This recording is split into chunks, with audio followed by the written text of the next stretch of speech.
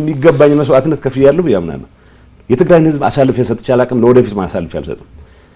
እነዚህ ሰዎች ግን ጸረ የትግራይ ህዝብ ጥቅም ስለሆኑ እነዚህን ሌላ እኮ አሳልፍ መስጠት የለብህም ህዝቡ ራሱ እንዲያውቃቸው አንቅሮ እንዲተፋቸው ተግባራቸው መገለጽ መቻል አለበት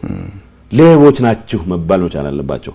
ከትግራይ ህዝብ ጥቅም ጋር የተያያዘ ምንም አጀንዳ ያላቸው ከሰላም ጋር የተያያዘ ምንም አጀንዳ ያላቸው እያንዳንዱ ለዘረፋ የሚመች ስራ ከመስራት ወደ ኋላ የሚሉ ሰዎች አይደለም ይሄን ስል የዋሃት አመራር 5% የማይሆነው ነው ይሄን ያወራን ያለው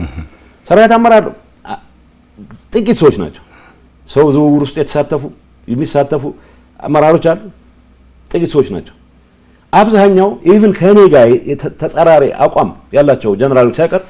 ሰላም ላይ ያላቸው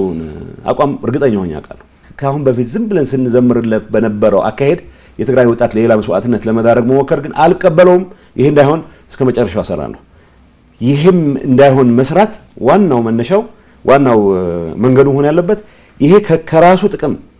የቡድን ጥቅም በስተቀር የትግራይ ህዝብ አጀንዳ ያልሆነ የክራይም ኔትወርክ እንዲበጣጠስ ማገዝ ነው ሶ በአቅሜ ስራዬ ኃላፊነቴ በሰጠኝ እድል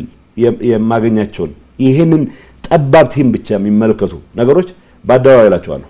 ምክንያቱም የትግራይ ህዝብ መታደነው በውሸት አይደለም የውሸት ጀግና እየተባልኩ መቀጠል አልፈልግም